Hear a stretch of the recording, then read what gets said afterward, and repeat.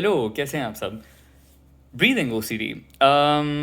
अभी जो मैंने एक वीडियो लास्ट की है जिसमें मैं सबसे पूछा था कि आप किन फेयर्स पे चाहते हैं कि मैं वीडियो बनाऊं।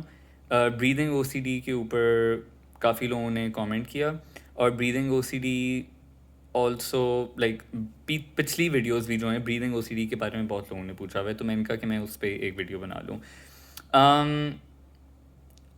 इसमें पहले हाईलाइट करना ये ज़रूरी है कि क्या क्या चीज़ें नहीं करनी है आपने। पहली बात ये है, आपने अपना सांस नहीं चेक करवाना। आपने अपने फेफड़े, अपने लंग्स नहीं चेक करवाने। आपने अपनी चाहे आपका जो ये नाक का जो पैसेज है, सांस का नेज़ल पैसेज जो है, उसमें आपने कोई चेंजेस नहीं करने। कोई आपने ब्रीदिंग मशीन नहीं लेनी। कोई ऑक्सीजन मास्क नहीं लेना। इनमें से कोई चीज़ें आपको करने की ज़रूरत नहीं है। सांस का टेस्ट भी कराने की ज़रूरत नहीं है। कोई ऐसी चीज़ करने की ज़रूरत नहीं है। क्यों? क्योंकि एक्चुअली सांस का मसला नहीं है। एक्चुअली मसला ये है आपका फेयर क्या है, और उसमें फेयर बहुत किस्म के हो सकते हैं। और मैं उन फेयर्स को लिस्ट डाउन करना चाहूँगा, कौन से हैं जो सबसे कॉमनली मुझे, जो मैं कोचिंग कॉल्स करता हूँ उन पर सबसे ज़्यादा कौन से फेयर्स सुनने को मिलते हैं। एक तो ये कि अगर मैं सांस ठीक नहीं लूँगा तो मैं मर सकता हूँ। सो एक आपका प्लेन एंड सिंपल एक मरने का फेयर। दूसरा फिर आ जाता है कि अगर मैं सांस मैंने ठीक ना लिया तो मुझे कोई हेल्थ प्रॉब्लम डेवलप हो सकती है। वो भी बहुत होता है लोगों का कॉमन। तीसरी चीज़ ये कि अगर मैं सांस के बारे में कॉन्स्टेंटली सोचता रहूँ तो मैं कभी खुश नहीं फ़ील कर सकता। मैं जब अपनी फैमिली के साथ होता हूँ तो उसमें खुशी नहीं एक्सपीरियंस कर सकता। मैं अपना रिलेशनशिप नहीं सही चला पाऊँगा। मैं अपने अगर आप पेरेंट हैं तो मैं पेरेंटिंग नहीं सही कर पाऊँगा। मैं अपने दोस्तों के साथ नहीं एंजॉय कर सकता, एक्सेट्रा एक्सेट्रा। फिर है जो एक सबसे बड़ी चीज़ है, एंड और ये चाहे आपको ब्रीदिंग ओसीडी है या आपको ब्लिंकिंग ओसीडी है या किसी भी किस्म का सेंसरी मोटर ओसीडी अगर आपको है, एक फेयर जो सबसे कॉमन होता है लोगों के लिए वो है कि वो अपने लाइफ गोल्स रीच नहीं कर पाएंगे। क्यों? क्योंकि उनको होता है कि अगर मैं अपने सांस के बारे में सोचता रहूँ या अपनी ब्लिंकिंग के बारे में सिर्फ सोचता रहूँ तो वो मेरी मेरी कंसंट्रेशन, मेरी फोकस के साथ वो इंटरफेयर करेंगे। मैं प्रॉपरली चीज़ों पे तवज्जो नहीं दे सकूँगा, और मेरी प्रोडक्टिविटी ख़राब होगी, और मेरा हार्ड वर्क ख़राब होगा उससे। सही है। ये एक फेयर है जिसकी वजह से लोगों को होता है कि यार मैंने इस सेंसरी मोटर वाली चीज़ से बस निकलना है, मैंने ख़त्म करनी है। मैं ब्लिंकिंग के बारे में नहीं सोचना चाहता, मैं अपने सांस के बारे में नहीं सोचना चाहता, मैं अपनी कोई भी और सेंसेशन जिसके ऊपर आप फिक्सेट कर रहे हैं मैं उसके बारे में नहीं सोचना चाहता, क्योंकि मेरी लाइफ ख़राब हो रही है।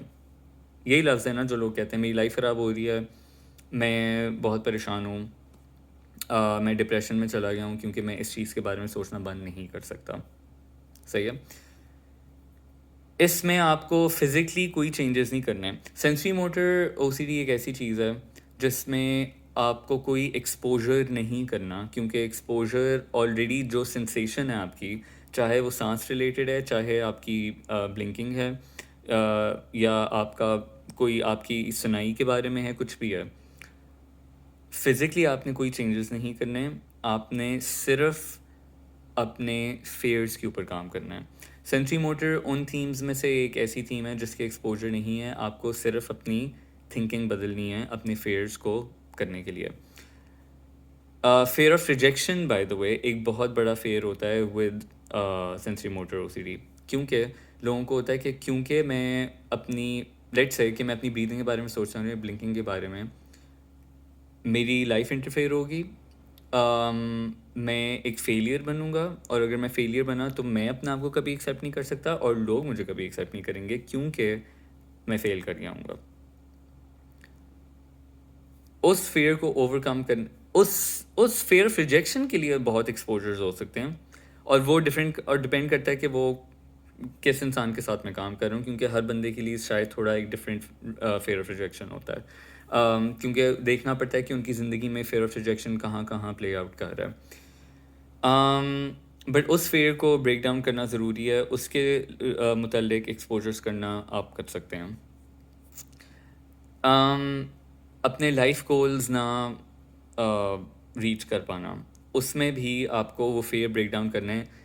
लेट से आपने सोचा हुआ है कि जी मेरा लाइफ गोल है कि मैंने शादी करनी है, 2 बच्चे करने हैं, मैंने उस मुल्क मूव करना है, और मेरे बैंक अकाउंट में जब मैं 40 का आऊँगा या 30 का आऊँगा तो मेरे बैंक अकाउंट में इतने पैसे होने चाहिए। सही है? ये आपका अगर गोल है। क्या आप एक ऐसी ज़िंदगी के बारे में सोच सकते हैं, और ना सिर्फ सोच सकते हैं, क्या आप ऐसी ज़िंदगी एक्सेप्ट कर सकते हैं जिसमें आपके पास कुछ इन गोल्स में से चीज़ें ना हों? उस फेयर के ऊपर काम करना बहुत ज़रूरी है, क्योंकि अगर आप उन गोल्स पे फिक्सेटेड रहेंगे, ज़रा सी भी चीज़ जो उस गोल को इंटरफेयर करने की कोशिश करेगी, आपको होगा कि मैंने इस चीज़ को अभी के अभी ख़त्म करना है। सो आपकी ब्लिंकिंग, आपकी ब्रीदिंग, वो आपको लगेगा कि ये मुझे तंग कर रही है, ये मेरी ज़िंदगी में रुकावट है, मैंने उस रुकावट को ख़त्म करना है। वहाँ पे आपकी एंजाइटी और डिस्टर्बेंस जो है वो फिर शुरू हो जाती है।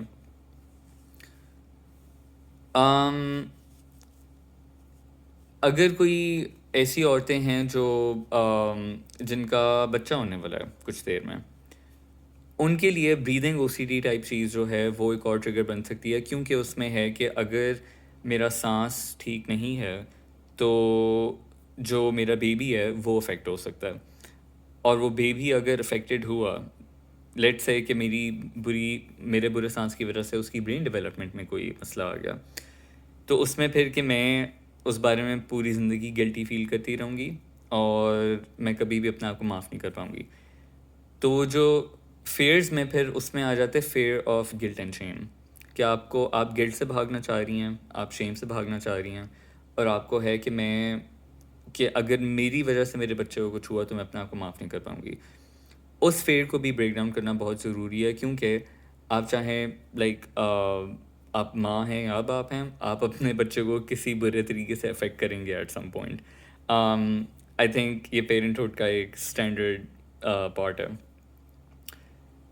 अगेन, ये फेयर इसलिए ज़रूरी है ब्रेक डाउन करना, क्योंकि इन सब की, और उस मोमेंट में जब आप बहुत ट्रिगर्ड होते हैं और आप सिर्फ अपने लेट्स से आप अपनी सिर्फ स्लाइवा के बारे में सोच रहे हैं, या ब्रीदिंग के बारे में, या अपनी ब्लिंकिंग के बारे में, जिस चीज़ के बारे में भी आपको लग रहा होता है कि आपको उस स्पेसिफिक चीज़ को सॉल्व करने की ज़रूरत है और ख़त्म करने की ज़रूरत है, लेकिन आपको ऐसा कुछ करने की ज़रूरत नहीं है।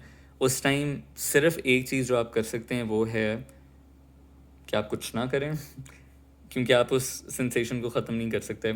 लेकिन दूसरी चीज़ ये कि आप अवॉइडेंस में ना जाएं, क्योंकि लोग ये कहते हैं कि आज मैं अपनी ब्रीदिंग के बारे में कॉन्स्टेंटली सोच रहा हूँ, मुझे लग रहा है मुझे ठीक सांस नहीं आ रहा, मैं आज उस दावत पे नहीं जाऊँगा या जाऊँगी, मैं आज काम पे नहीं जाऊँगी, मैं आज आई डोंट नो अपने फैमिली से नहीं जाके मिलना, मैंने सोशलाइज नहीं करना, मैं बस घर पे रुकना है, मैंने बिस्तर में रहना है, सुकून करना है, मैंने और कुछ नहीं करना। ये वाला लाइफ स्ट्रक्चर जो है वो फिर आपको ऑब्वियसली बिल्कुल हेल्प नहीं करता, क्योंकि अगर आप सिर्फ घर पे रहेंगे, अपने आप को आइसोलेट करेंगे और अवॉइडेंस की तरफ जाएंगे, तो फिर आप मज़ीद ज़्यादा अपनी ब्रीदिंग के बारे में सोचते रहेंगे और आप उसके ऊपर फिक्स रहेंगे। आप अपने आप को मौका नहीं देंगे कि आप किसी और चीज़ के बारे में सोचें भी। तो ऐसे ख़ास दिन जिन पे लगे आपको कि आप ब्रीदिंग के बारे में कॉन्स्टेंटली सोचते जा रहे हैं, ख़ास तौर पे उन दिनों पे अवॉइडेंस से दूर रहें। तो आई थिंक जो सबसे इम्पोर्टेंट चीज़ मैं इस वीडियो में हाईलाइट करना चाह रहा हूँ वो ये है, एक तो ये कि सेंसरी मोटर की के लिए कोई एक्सपोजर्स नहीं है, दूसरा ये आपको कोई फिज़िकल चेंज नहीं करना, कोई टेस्ट नहीं कराना, कोई ऐसी चीज़ ब्रीदिंग के लिए नहीं करनी, और तीसरी चीज़ ये है अपने फेयर्स को लिस्ट डाउन करें। आपके फेयर्स क्या हैं, उनको ब्रेक डाउन करें। फेयर्स को जब तक आप ब्रेक डाउन नहीं करेंगे, और अगर आप ऐसी ज़िंदगी जिसमें आपके कुछ फेयर्स हो भी जाएं, क्या फेल कर जाएं, आपके लाइफ गोल्स ना हों, जो भी हो, जब तक आप विलिंग नहीं होंगे एक उस तरह की ज़िंदगी एक्सेप्ट करने के लिए, तब तक आपकी ओसीडी साइकिल जो है वो चलती रहेगी और आप उसमें फंसे रहेंगे।